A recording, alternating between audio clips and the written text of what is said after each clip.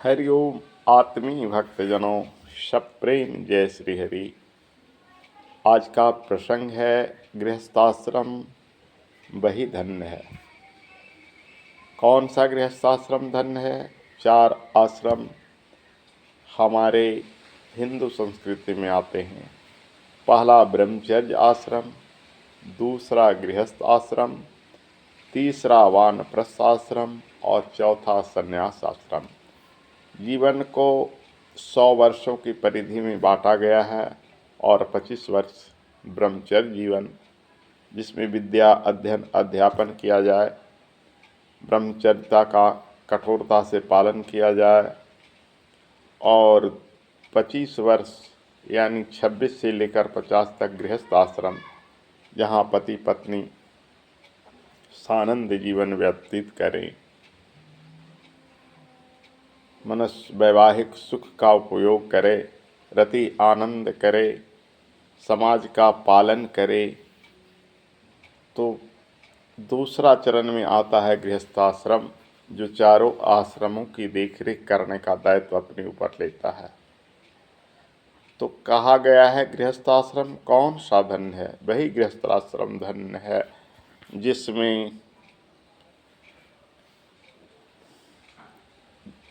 सभी लोग खुशी आनंद से रहें, लड़ाई झगड़े न हो, पुत्र बुद्धिमान हो, पत्नी मधुर भाषणी हो, पति पत्नी में हमेशा प्रेम वार्ता हो, कभी कोई झगड़ा न हो, कभी कलह न हो, जहाँ अतिथियों की सेवा सत्कार हो, जहाँ कोई किसी से लड़ाई झगड़ा न करे, वही घर आनंद है, वही गृहस्थाश्रम आनंद है।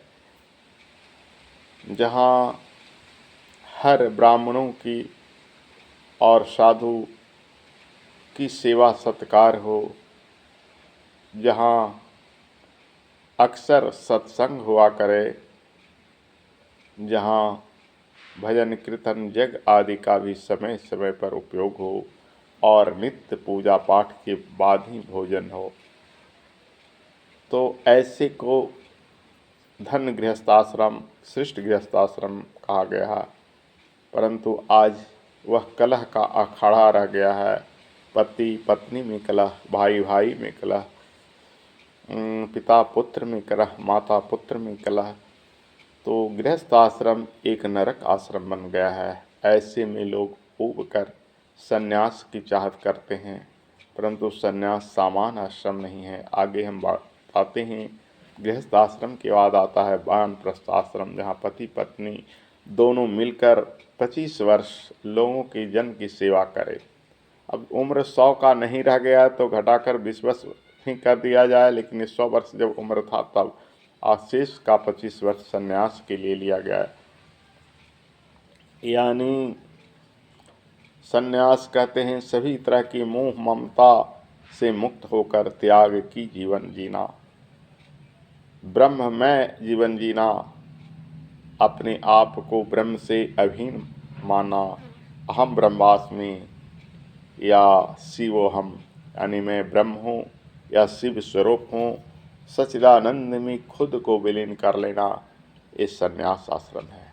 लेकिन गृहस्थाश्रम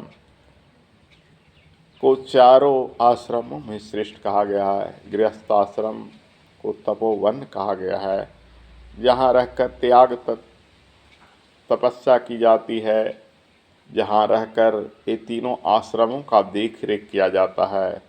ब्रह्मचारियों के लिए सुविधा साधन जुटाए जाते हैं, वानप्रस्थियों के लिए सुविधा साधन जुटाए जाते हैं, और सन्यासियों की भी इच्छा अनभी गृहस्थ घर से ही लिया जाता है। प्राचीन काल में 5 गृहस्थ के घर से ही सन्यासी भिक्षा लेकर अपना जीवन निर्वाह करते थे। छठे घर भी कभी नहीं जाते थे। आज के सन्यासों की तरह नहीं मोटर कार बंगला सब ऐशो आराम एयर कंडीशन की जीवन जी रहे हैं और खुद को सन्यासी कह रहे हैं। ऐसे पहले के सन्यासी नहीं होते थे। केले के पत्ते पर भोजन करते थे, कोई पात्र नहीं रखते थे। लेकिन आज विडम्बना हर आश्रमों की हो गई है। न ब्रह्मचार्य आश्रम सही है, 25 वर्ष तक जीवन को ब्रह्मचर्य से कठोरता पालन कोई विद्यार्थी नहीं कर पाते हैं। न गृहस्थ आश्रम सही है जो सारे नियमों का मर्यादा पालन करते हैं, न वानप्रस्थ आश्रम सही है और न संन्यास आश्रम सही है। किंतु मैं इस वीडियो में उनकी निंदा करना नहीं चाहता। चाणक्य नीति दर्पण के अनुसार ये कहना चाहता हूँ, गृहस्थ आश्रम वही धन्य है जहाँ विचारवान आज्ञाकारी पुत्र हो, पति पत्नी में प्रेम हो, भाई भाई में कलह न हो, अतिथियों की सेवा हो, नित्य देव पूजन हो, स्वाध्याय और सत्संग हो, संतों का आदर हो। बस इतना ही। हरि ओम।